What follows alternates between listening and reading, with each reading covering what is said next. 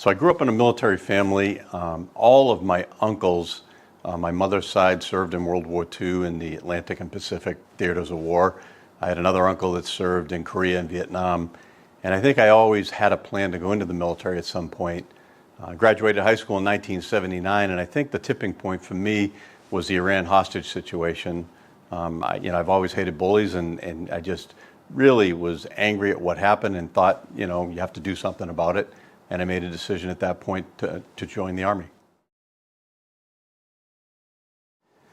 During my 31 years in the Army, I had an opportunity to travel to a lot of places, some during peacetime, traveling to Europe, Germany in the 80s. We had the Army of the Rhine, as they called it.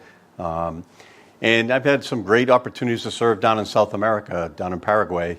But I think the most impactful aspect of my career was serving in the Middle East and Southwest Asia after 9/11, having spent time in Afghanistan, Pakistan, Kuwait, Iraq, and all across that region, even some time in Israel. And in each of these places, the experiences I gained as an Army officer and frankly, experiences that I took forward with me into the business world have been pretty amazing. In 2012, I made a decision to retire, and I had just returned home from my last overseas command in Afghanistan. I was the CG of Kabul province, and I had 60 days leave, and I was at home with my wife, sitting on the deck enjoying a nice gin and tonic, and my wife asked me a question, and she said, have you thought about retiring? And at the end of the afternoon, I realized that I was ready to go. About a week later, I was at a course at Harvard for general officers, and a friend of mine told me that the Red Sox were looking for a retired general officer, which was a pretty interesting turn of events. After a quick conversation, I realized they were talking about home base, and I had just met with Michael Allard, the chief operating officer, probably 2 weeks earlier, investigating opportunities for care for some of the soldiers that I served with on that last deployment. I quickly learned that this was something I was interested in, and after a 6-month period of interviews and different activities associated with the search committee, I was honored to be asked to lead this amazing organization.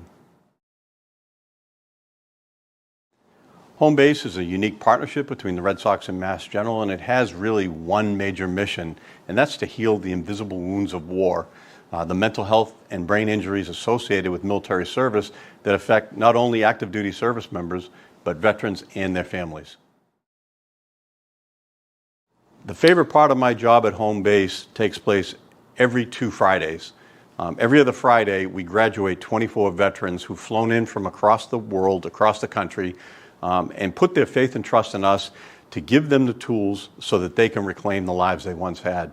Our graduation ceremonies are amazing. When these veterans and active duty service members or military family members come to this program on that first day, they are emotionally, physically, spiritually in pretty rough shape. Many of them come in extremely high levels of post-traumatic stress, borderline impacting their ability to function either emotionally, relationships, or professionally.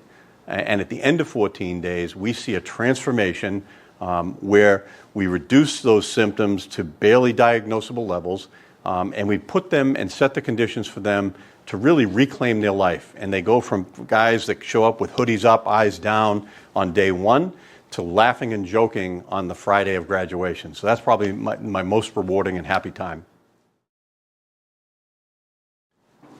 One of the things we've seen over the past 15 years that I've been with home base is the fact that there are a number of different traumas that military members and families are affected by through military service. This can include the emotional and behavioral health trauma of seeing some catastrophic injuries, witnessing some terrible, terrible things overseas. It can be moral trauma associated with seeing a child inadvertently shot, a casualty of war. And there are other things that are really cause mental health challenges that our warriors face. Then you have things like physical trauma. We do a unique program with our special operations team members where we look at the polytrauma that they received during their careers, which can include blast injury trauma, toxic exposure, behavioral health trauma from experience some very difficult and challenging situations. And a lot of these, the culmination of these injuries then result in chronic illnesses like PTSD, traumatic brain injury, cognitive function, and we're even seeing the development of cancer associated with this. So home base really spends a great deal of time focused on these unseen wounds of war and service. Over the past 15 years, home base has had the honor to serve more than 35,000 active duty service members, veterans, and military family members, all at no cost. Home base has a unique ecosystem, and by that I would tell you that we are nested within the Harvard Medical School system, Mass General Brigham. And through that, we've been able to leverage the incredible resources this world-class hospital system has to offer. And by leveraging the amazing clinicians and staff at home base, we've reimagined what's possible in the treatment of veteran mental health and brain injury care. And through the work we've done and the collaborative partnerships, we've developed state-of-the-art two-week PTSD program that compresses 2 years of therapy and enables us to fly veterans in from anywhere in the world. And in fact, we've treated veterans from all 50 states and 13 countries. Every week, 5 special operations team members come in from across the globe to receive care for traumatic brain injury and the many exposures that they face. Once a quarter, we fly the most injured military family members in, and by that, the surviving spouses, parents, and children of military suicide, and all too often a case where they witnessed the suicide, some of the most traumatically injured people we care for. And so through a range of programs, we've been able to build capacity and deliver the best possible care in the world. Like any great organization, you never rest on your laurels. Our goal at home base is to revolutionize the treatment of veteran care and take a more proactive approach. For the past 15 years, we've sort of been in the reactive mode. People come in and tell us about their injuries, and then we try and fix them.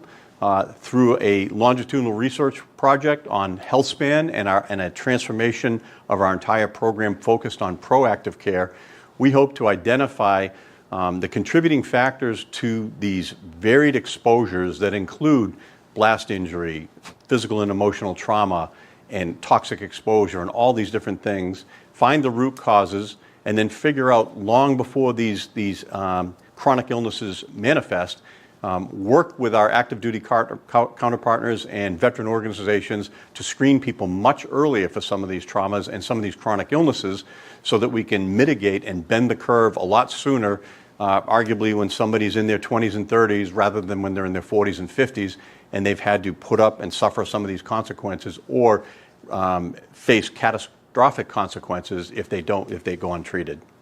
So our future is to reimagine what's possible one more time and transform the way we care for veterans.